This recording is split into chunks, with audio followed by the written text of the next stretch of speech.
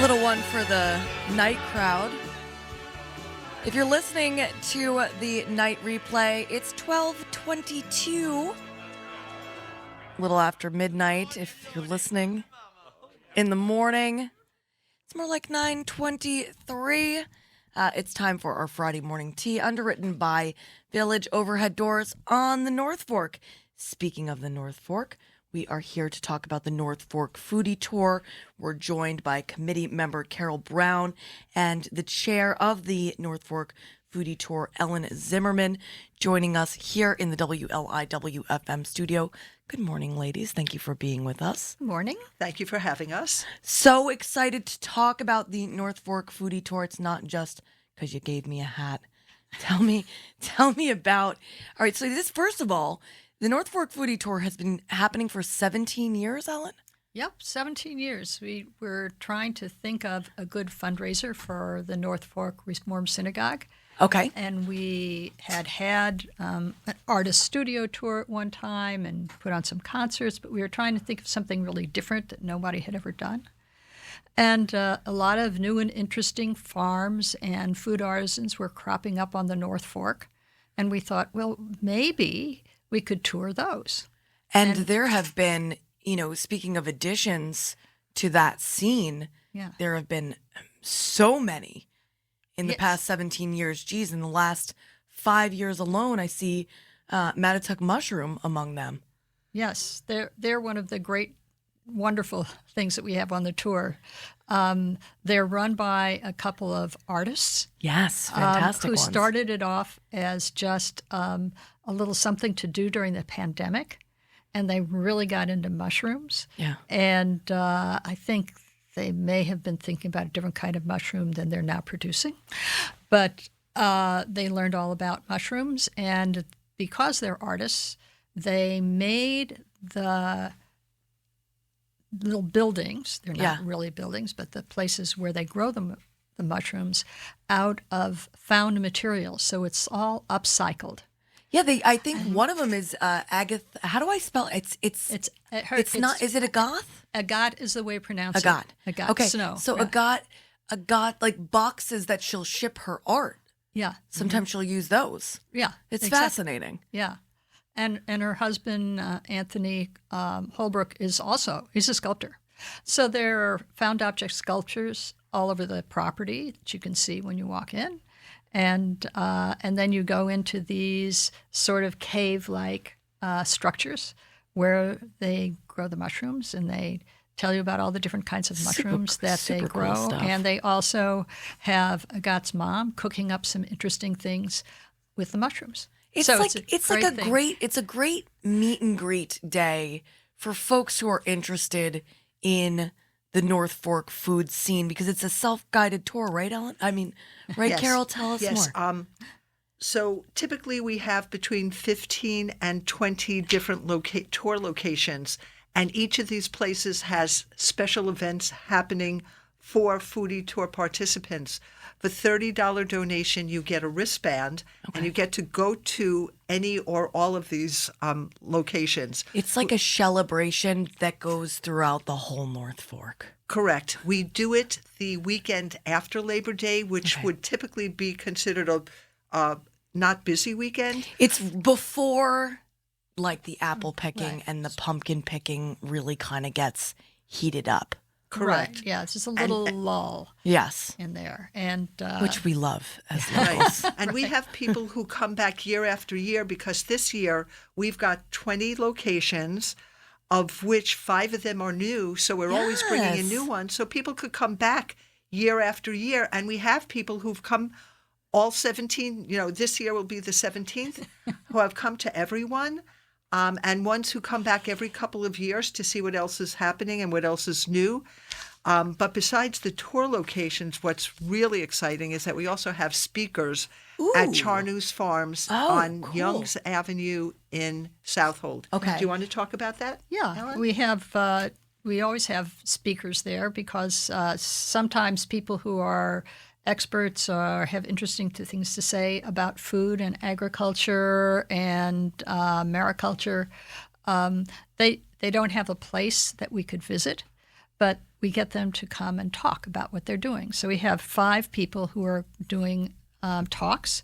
Deb Kimmelman, who is a master gardener and a volunteer and runs a She's program. the coordinator of the North Fork part of the Pathways? Suffolk Pollinator Pathway Yes. Association. Right. Super cool group. And We she's love also them. a science teacher Yeah. at Southold Elementary School. She's fantastic. Yes. So she's going to be talking about pollinators.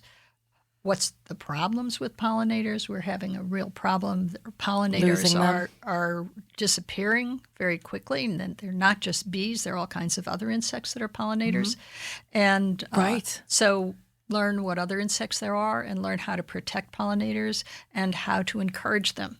Because if we don't have pollinators, we don't have food. Hint, hint, plant native plants. Right. And flowers. Right. Speaking of local biology that's endangered, looks like there's going to be a talk about bay scallops. Right. So bay scallops, I think, as most people who live around here know, used to be really plentiful. Right. I remember a time when people would be selling them by the side of the road for $5 a pound. That's no longer happening. The good old days. The good old days, Yeah. right? The situation has to do with algae blooms and with Rising water temperature. Warming the water waters, temperature and with raising nitrogen levels in the Right, water right. that happen when fertilizers run off into the bay. Which interplays with the algal blooms. Messes up the algal blooms. It also is too much nitrogen for shellfish to survive. So And possibly parasites. I'm not sure if that was one of the this time around. I can't remember, but Harrison Toby, who's with Cornell Extension, Will tell us so he up. is a real expert Yeah. on scallops and what they're doing to try and save the Peconic Bay scallop.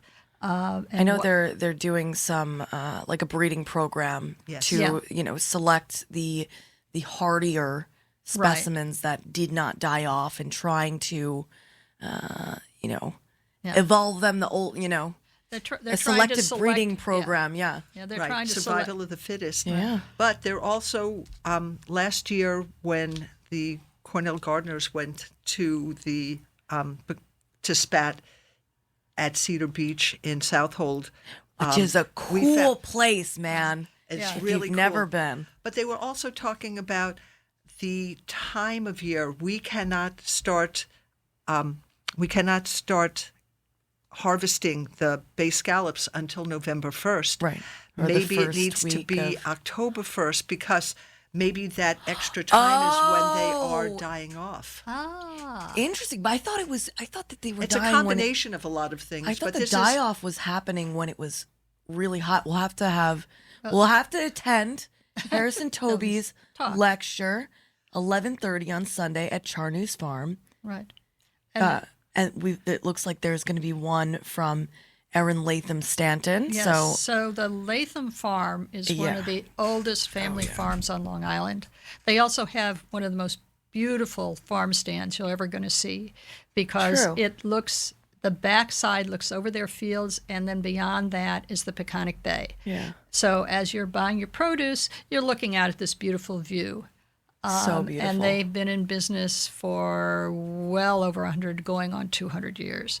So Erin Latham Stanton is the daughter of Danny Latham, who is the son of way back there. And so she's going to come and talk about her family, the history of the family, and the history of this really beloved family farm. We love it. Yeah. Right. And then April. April Alexander. Where is she from? April Alexander is an herbalist, and she kind of runs her own website. Cool. And she knows all sorts of things about the history of herb use and medicinal herbs, as well as culinary herbs.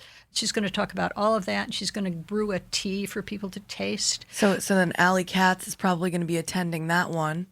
She may. We love so Allie's a friend of mine, and I guess you probably could visit Alley Cat's Kitchen. Well, That's yes, a place you could probably visit along the well, the foodie not tour. for the foodie tour. But you can You stop can visit by there if you're in the anytime area. and buy Allie's great bakery goods. Yes. And her husband's wonderful other foods. What's So- up, Fritz? So Right. they're right in Mattituck. Right. What's that? It's on Route, Shopping. Yeah. What's It's that? on Route 48. Where Wendy's Deli is. Right. Yes. They're Yeah. right. It's right where Route 48, Cox Sound Avenue, Lane and Cox North Lane Road. Yeah. and North Road. Right. It goes from one lane, from the 2 lanes to the 4 lanes over Right. there. Right there. Yeah. Right. And you can walk in or you can order to take out. And she has incredible bakery goods. So she's gonna be and doing also it. fabulous things like latkes and all kinds of foods for Passover. Yes. Whatever you want. Rosh Delicious. Hashanah Yeah. things, tasty things. So she's going to come and talk a little bit about herself and how she ended up in Mattituck after being a personal chef and at a lot of other interesting jobs in the city after she decided to become a chef, and how she ended up. Do you know what she's cooking? Yes, she's going to make a salad Nice. with local I'm ingredients. in. And if you're there, you'll get to taste it. I'm in. Right. So 10 to 4, the talks at Charnews Farm start at 10:30. Allie's demonstration, Chef Katz's demonstration, is at 2:30.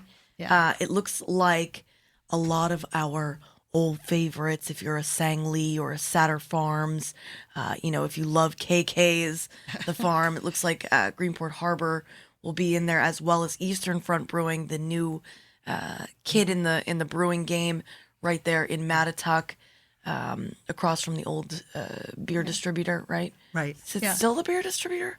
I don't know. I don't know. Stuff I'm not stuff sure. changes over there. I think Right. Nofo Doco moved in across the street, unless I'm. No, now they're on Love Lane. Yes. Okay. They're on Yeah. Dudley. But one but thing some that new favorites or new people. It looks like because Lavender by the Bay got that Calverton. Right. So they're going to be open in Location. Calverton instead of East Marion. Okay, so that's so to just make so, it easier for people from the west to come and Right. start off there. And there's another lavender farm, Roanoke, which has Yes. been on our list for 2 years already.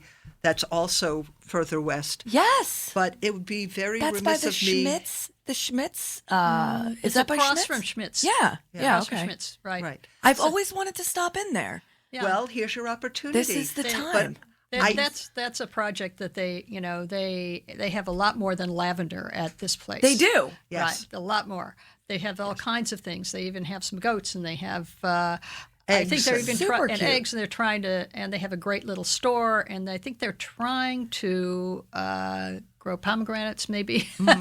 That's So- cool. So But I don't. That's new. I don't know if they've succeeded, but I know that was one of the things that the owner If wanted at to do. first Right. you don't succeed. I feel that I would be very remiss if I didn't give major accolades to Ellen, who started this 17 years ago with Kay Freeman, a stalwart in our congregation who suddenly passed away in December. Oh, I'm so sorry. So I want to make sure that the North Fork Foodie Tour is dedicated to the memory of Kay Freeman, who served as co-chair with Ellen since 2007. Ellen, please, if you don't mind talking about Kay. Well, Kay was a wonderful person. She loved fundraising.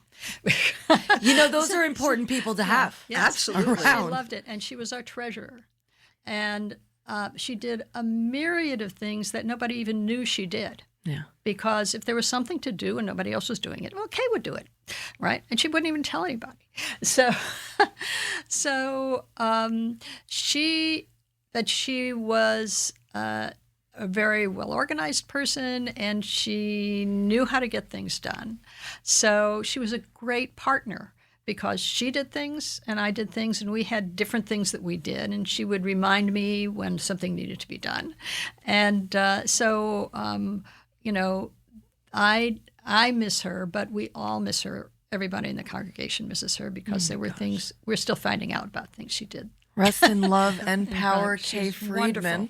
Yeah. Where can folks go to find out? Oh, I see. NorthForkFoodieTour.com. Yep. Correct. And one of the other pieces that has really helped us during COVID is that we started an online auction. Oh, that's and the always auction helpful. has items that are easy to transport, gift certificates, experiences, jewelry, a little bit of artwork, but lots and lots of experiences. So if you go on to NorthForkFoodieTour.com, check out the online auction. There's great stuff. I've already put in for 3 or 4 things. I'm not going to tell you because I don't want you to beat me. But you can. But you can. I can. There are some interesting things there. You know, one of our members has a lovely cottage behind their house, which is located on the Peconic Bay, and so you can get a night or a week's stay. Wow. I think. At that cottage, That's or you nothing can to sneeze at. You can bid on having challahs delivered to you every week or every month for 6 months. 6 months, right? From Ellen Love, the best challah maker in the world. You heard it here first. Right, yeah. Here on Long Island's only NPR radio station, WLIW-FM. I'm Gianna Volpe. That was Carol Brown and Ellen Zimmerman on the Friday Morning Tea, underwritten by Village Overhead Doors. This is Lana Del Rey and Stevie